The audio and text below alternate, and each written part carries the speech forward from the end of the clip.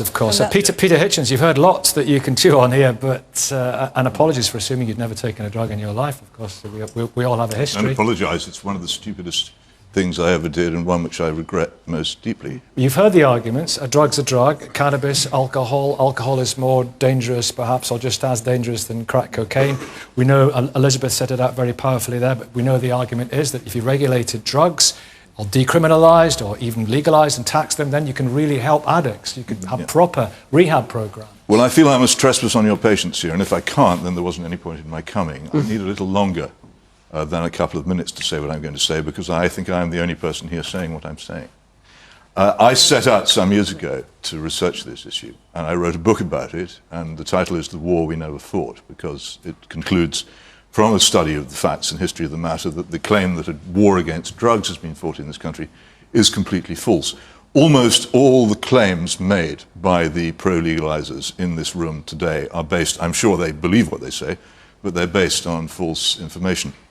The idea that alcohol prohibition in the United States is any kind of model for an attempt to contain the use of particularly marijuana in this country is fatuous. There is no direct comparison. Any study of the history of the event will tell you so. The point about alcohol is quite simple. If we knew about alcohol what we all do know now about alcohol, and alcohol was as little used in our society as marijuana is now, and if it was still illegal, nobody would call for its legalization. They would say we could not conceivably embark on such a mistake. Similarly with tobacco. If we had known when it was introduced what it would do, we would never have allowed it. We're now in the enviable position of having a law against an extremely dangerous drug, marijuana, which I will concentrate upon here because it is the main drug at issue. Marijuana is associated increasingly with severe, irreversible mental illness. You need to study, if you want, the work of Professor Sir Robin Murray, one of Britain's leading psychiatrists on the matter. I actually sat here and didn't interrupt any of the people who spoke on the other side. I would ask for the same favour. Let me just introduce it.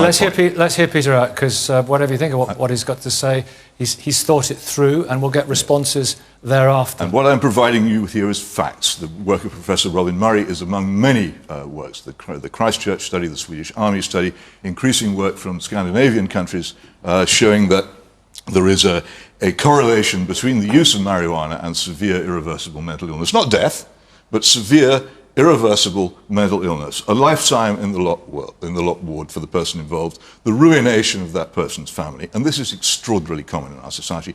Those who come out into the open and say, this has happened to my family, are immediately besieged by others who tell them the same thing. That's one part of it. Can I just pick up on what, can I ask one question on that? We are ignoring the most fantastic danger of this I'm not going to stop you with your tracks. Those questions, I'll let you say it. But is it not possible that those people who are self-medicating their mental health condition may be disproportionately drawn towards... I can't argue about this. This is a circular argument. The use of the word medication to describe a drug not taken in measured quantities and not prescribed by a doctor is a falsehood. That's not medication, that's drug taking. I wish people would not use these loaded propaganda words as if they were neutral. It is not neutral even to say that. There is a strong correlation. People who didn't use it and then use it become mentally ill. That is the correlation. Worse than that, what you will find in almost all properly investigated incidents of serious violence in our society is that the perpetrators of this serious violence have been long-term users of mind-altering drugs, principally marijuana. That is the main correlation. Then people will say, if you doubt this, I have several lengthy blog entries which describe and name the incidents in which this is the case, and the evidence is beyond question. And not just in this country, but also very much in North America. You trace these things, you'll find it. It's beyond doubt. The other point which I absolutely must make here is this, that people go on and on about prohibition and how terrible it is. The principal source of all the money which finances the cartels of Colombia and the drug-growing industry in Afghanistan is rich, selfish, young people in Western countries who illegally buy illegal drugs and feed their money into this trade. That is the source. They are the Mr. Big whom you seek. People you know, possibly people here who do it themselves. It is your fault. It is your money which provides this. And it is simply not true that the interdiction of the use of drugs by the prosecution of users does not work.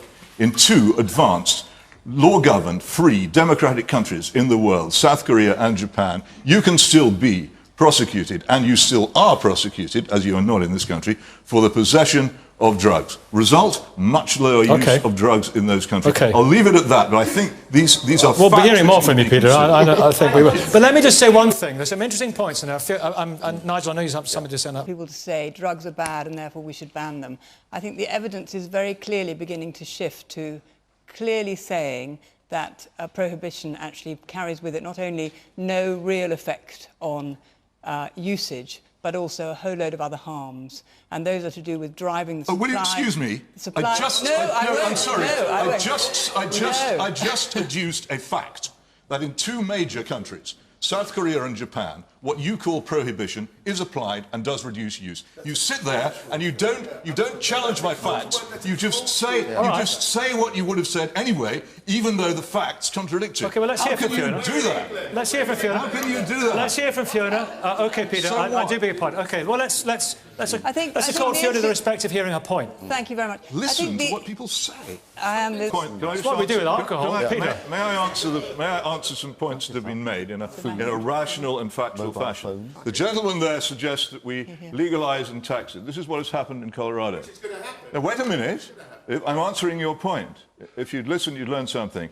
If this is exactly what has happened in the state of Colorado.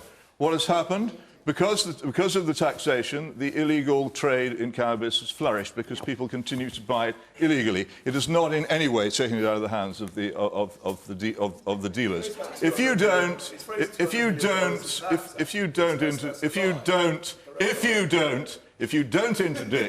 don't interdict the purchase of, if you don't punish the possession of drugs, you will get nowhere. That is why Japan and South Korea, which are dismissed as faraway countries or different cultures, in a kind of faintly racist way. That